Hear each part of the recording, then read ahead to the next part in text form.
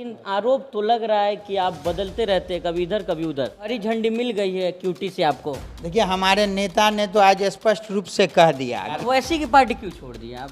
MIM क्यों छोड़ दिया? क्योंकि आप मजबूत स्तंभ थे मिथिलांचल के तमाम जगह, जो लोग चर्चा भी थी आप। बिल्कुल, परिस्थिति बनती बिगड़ती रहती है। कुछ लोग मुबारकबाद दे रहे हैं, कुछ लोग कह रहे हैं कि नेताजी बदल गए, कोई कह रहा है कि बीजेपी के बी टीम वैसी कह रहे थे, अब खुद बी टीम के साथ शामिल हो गए। देखिए, कई लोग कहते हैं कौन कौन बिल पे जो है नीतीश कुमार जी ने साथ दे दिया। बिहार में क्या हो रहा है ये बताइए ना। बिहार में कोई बिल काम कर रहा है? बिहार में कोई ऐसी लॉबी काम कर रही है? बिहार में कोई सांप्रदायिकता का तांडव मचा पा रहा है? नहीं मचा पा रहा है। देखिए, वक्फ बोर्ड पे हमारे नेता का, हमारी पार्टी का एकदम स्पष्ट है एजेंडा कि वो जो है सो बिहार में। आदाब, सलाम, नमस्कार। मेरा नाम है राशिद कमाल। हमारे साथ जो है नजर आलम साहब हैं, बेदारी कारवा के राष्ट्रीय अध्यक्ष। अभी हाल ही में जो है जनता दल यूनाइटेड नीतीश कुमार की पार्टी ज्वाइन की है। तमाम लोग जो इनके ऊपर आरोप लगा रहे हैं कि पहले जो ओवैसी की पार्टी में थे, अब जो है बदल करके नीतीश कुमार में आ गए हैं। वहीं जो है इनके विपक्ष के लोग जो है कटाक्ष भी कर रहे हैं कि नजर आलम साहब जो है कभी दूसरी पार्टी में रहते हैं, कभी दूसरी पार्टी में छलांग लगाते रहते हैं। लेकिन नजर आलम साहब जो है लगातार ग्राउंड पे रहते हैं। आपने इनके सोशल मीडिया पे पोस्ट भी देखा होगा। दवा मुद्दे पर चर्चा कर लेते हैं। नजर साहब, बहुत स्वागत है आपका, बहुत बहुत मुबारकबाद। लेकिन आरोप तो लग रहा है कि आप बदलते रहते हैं, कभी इधर कभी उधर। देखिए, विपक्ष का काम है और आरोप प्रत्यारोप लगाना, और हम लोग तो सामाजिक कार्य करता रहे हैं। और मेरा इतिहास आप देखिएगा तो 20 साल 22 साल से मैं ज़मीन पे काम करता हूं। और कई ऐसा काम है जो असंभव है, किसी राजनीतिक पार्टी के लोग नहीं कर पाए, नेता नहीं कर पाए, वो हमने समाज के लिए किया। और आज की बात अगर हम करते हैं तो मुझे ये स्पष्ट रूप से मैं आवाम को कहता हूँ कि इस वक्त जो बिहार है उसमें नीतीश कुमार की ज़रूरत है। और नीतीश कुमार जैसे लीडर को आवाम को चाहिए कि फिर से एक बार मजबूती दे। बिहार जो अभी 2005 का से बिहार है और उससे पहले का बिहार है, जब आप तुलना करेंगे तो ज़मीन आसमान का फ़र्क है। कहीं से आप वो पिछला 2005 वाला को अब अभी के बिहार से नहीं मिला सकते हैं। हम जैसा लोग जब नीतीश कुमार के काम को देखता है या उनकी सरकार के काम को देखता है तो कहीं ना कहीं ऐसा लगता है कि बिहार सुरक्षित हाथों में है। और पुनः 2025 में भी बिहार की जनता सुरक्षित हाथों में ही बिहार को सौंपेगी। तो हम जैसे लोगों की बिल्कुल ये बनता है कि पार्टी को मजबूत करें। और हमने संजय झा जी के नेतृत्व में, हमारे कार्यकारी राष्ट्रीय अध्यक्ष हैं संजय झा जी, विजय कुमार चौधरी जी हमारे माननीय मंत्री हैं, उमेश कुशवाहा जी हैं प्रदेश अध्यक्ष, और संजय गांधी जी, इन लोगों ने हमारा बहुत पुरतपाक अंदाज में खैर मकदम किया। और जो हौसला दिया उन्होंने, मुझे एक नई ऊर्जा मिली है बिहार में काम करने के लिए। और मैं ये डंके की चोट पे कहता हूँ कि नीतीश कुमार का जो बिहार है वो बिहार जनता आगे भी देखना चाहती है। और हम जैसा सिपाही अगर जनता दल यूनाइटेड के साथ आया है तो निश्चित रूप से आगे हम लोग मजबूती से 2025 का चुनाव जीतेंगे। उम्मीद है कि हरी झंडी मिल गई है क्यूटी से आपको। देखिए, हमारे नेता ने तो आज स्पष्ट रूप से कह दिया कि अब आपको बैक फुट पे नहीं खेलना है, फ्रंट में जाके खेलिए, एक्टिव हो जाइए। हाँ, एक्टिव हो जाइए। हमको आप जैसे लोगों पे विश्वास है और पार्टी का जो विचारधारा है, पार्टी का जो काम है, उसको जनता में रखिए। नीतीश कुमार किसी जात, किसी मजहब, किसी एक समुदाय के नेता का नाम नहीं नीतीश कुमार है। नीतीश कुमार सबों के है। और बिहार की जनता एक अटूट विश्वास करती है। 2005 से अगर 2025 में हम हैं तो ये बताने की ज़रूरत नहीं है कि नीतीश कुमार पे जनता का कितना भरोसा है, कितना विश्वास है।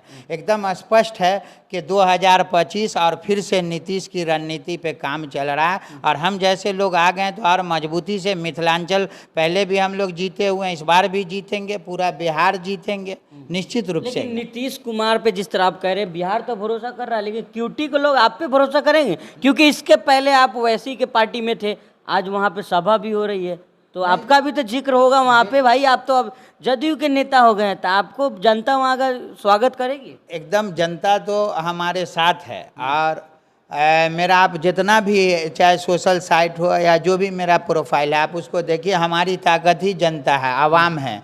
और कल से जो बेचैनी देखने को मिल रही है वो विरोधी नहीं है हमारे। मैं उन सबको शुभचिंतक मानता हूँ। वह प्यार करने वाले लोग हैं।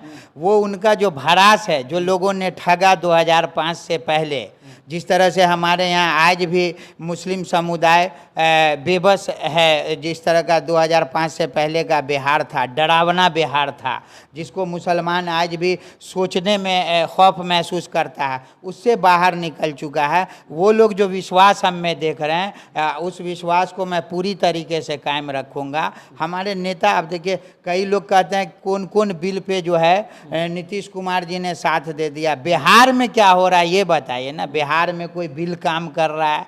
बिहार में कोई ऐसी लॉबी काम कर रही है? बिहार में कोई सांप्रदायिकता का तांडव मचा पा रहा है? नहीं मचा पा रहा है। यही सवाल है मेरा। आपके सोशल मीडिया पे हमने देखा कि जब आपने डाला कि हमने नीतीश कुमार का दामन थाम लिया, उसके बाद जो कमेंट का जो है भरमार लगा।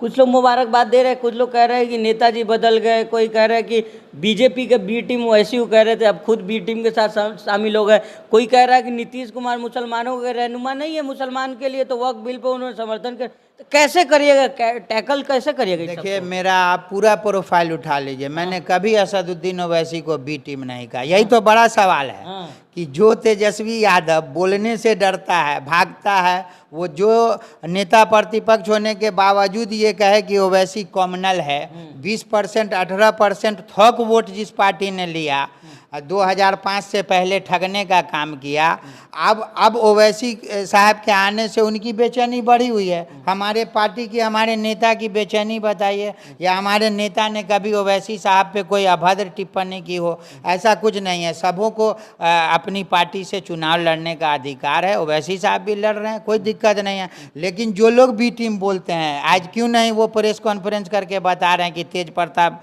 यादव जी कौन टीम है, या प्रशांत जी को बोलते हैं ए टीम है? इस पर हम लोगों का कोई उस पर कोई टीका टिप्पणी नहीं है। सब पार्टी को चुनाव लड़ने का अधिकार। वैसी की पार्टी क्यों छोड़ दी आप? MIM क्यों छोड़ दिया? क्योंकि आप मजबूत स्तंभ थे मिथिलांचल के, तमाम जगह जो लोग चर्चा भी थी आपकी। बिल्कुल, परिस्थिति बनती बिगड़ती रहती है। और जिस वक्त हम जुड़े थे, जिस उम्मीद से जुड़े थे, तो वो उस वक्त की बात थी। लेकिन अब जो है मामला कि हम लोग नहीं चाहते कि बिहार किसी ऐसे हाथों में जाए जो पुनः 2005 से पहले का बिहार बने। नीतीश कुमार ने जो विकास किया, चाहे मेट्रो हो, रेलवे हो, हवाई अड्डा हो, दरभंगा जैसी जगह पे एम्स हो, दरभंगा जैसी जगह पे फ्लाईओवर का जाल बिछ गया, एयरपोर्ट का बड़े पैमाने पे काम हो रहा है, आमस जैसा रोड वहाँ जा रहा है।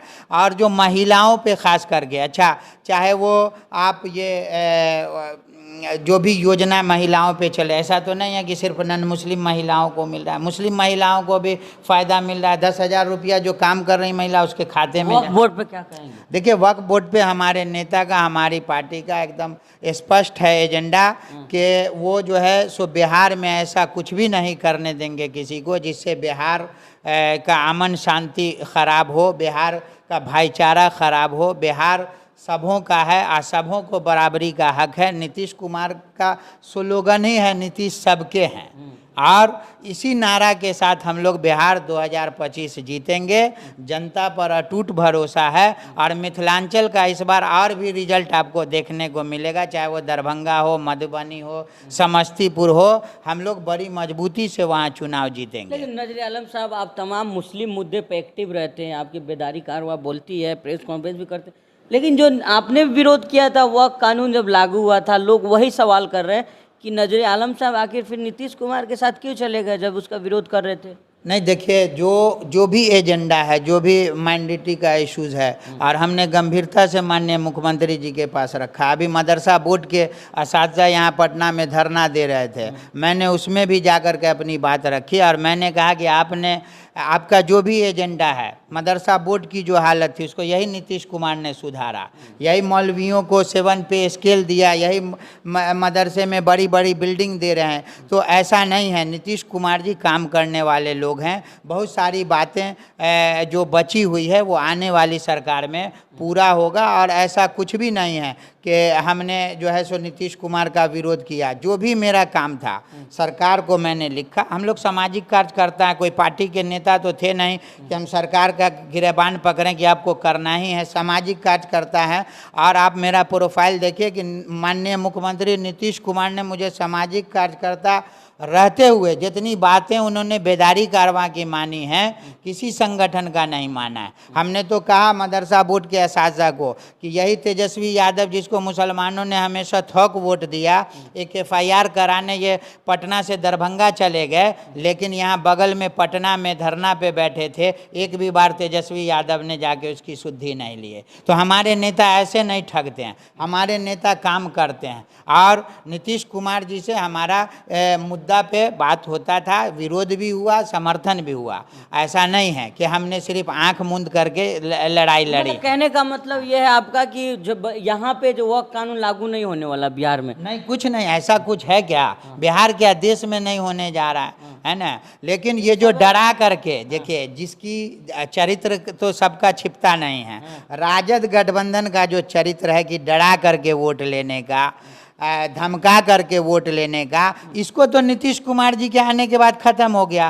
किस बात का डर है बिहार में? हम तो मुसलमानों से ये गुजारिश करते हैं, अपील करते हैं कि डर खौफ किस बात का? आप अपने बच्चों के शिक्षा रोजगार को देखिए, आप अपने भविष्य को देखिए, आप अपने तरक्की को देखिए। और आप अगर चाहते हैं कि बिहार सुरक्षित हाथों में रहे, बिहार कोई ऐसे हाथों में नहीं जाए जहाँ फिर दंगा का तांडव हो, गुंडागर्दी हो, कत्लेआम हो, जंगल राज हो, तो नीतीश कुमार पर एक बार फिर से भरोसा करें। और मैं ये गारंटी के साथ कहता हूं कि नीतीश कुमार वही नीतीश कुमार है जिसने 2005 के बाद बिहार बदला है। और 2025 के बाद बिहार आप देखेंगे कि 25 साल और आगे की रणनीति के साथ, मजबूती के साथ NDA गठबंधन आगे काम करेगी। लेकिन सवाल लोग ये भी पूछ रहे हैं कि आप जो है जनसुराज में शामिल होने जा रहे थे। नहीं, जनसुराज में देखिए, जो शुरू में PK का एजेंडा था प्रशांत किशोर जी का, हमारी मुलाकात भी हुई, 2 बार हुई।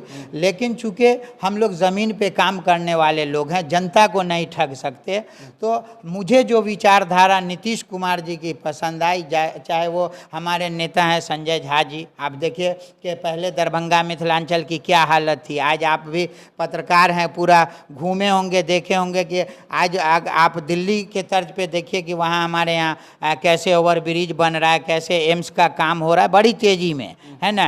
और मखाना को कितना बढ़ावा मिला, मिथिला हाट संजय झा जी ने रख दिया। तो एक पर एक जो है काम हुआ। मिथिला यूनिवर्सिटी में बड़े पैमाने पे बदलाव हुई।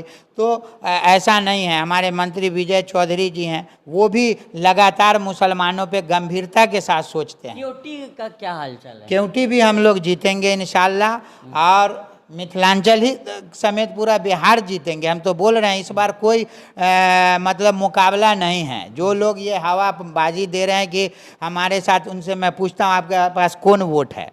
कब तक मुसलमानों को आप डरा के वोट लेते रहे? कब तक ठगते रहो? ओवैसी साहब भी तो आज पहुंचे हुए हैं आपके क्षेत्र में। हाँ, तो बिल्कुल ओवैसी साहब की पार्टी है और वो पहले से बिहार में एक्टिव हैं, तो उनको एकदम निश्चित जो काम कर रहे हैं उनका मिथिला में मेरा कोई उनके खिलाफ टिप्पणी नहीं है। वो स्वतंत्र हैं, पार्टी का काम कर रहे हैं, अपना कैंडिडेट लड़ाएं, वो अपना काम करेंगे, हम लोग अपना काम करेंगे। मतलब आपका हरी झंडी मिल गया है ना भाई? तैयारी तो हमारे नेता ने तो आज कह ही दिया कि आप जाएं, मजबूती से काम करें और एकदम एक्टिव होकर के काम करें। सरकार बनानी है, नीतीश जी को पुनः हमको मुख्यमंत्री बनाना है। NDA की सरकार मजबूती से बनेगी तो आने वाला बिहार 25 साल और आगे बढ़ेगा। ऐसी रणनीति पे NDA सरकार काम कर रही है। अपने शुभचिंतकों को आखिरी में क्या मैसेज है? मैं यही कहूँगा कि जज्बाती नारों से बचें, फेसबुक पर या कहीं भी टीका टिप्पणी नहीं करें।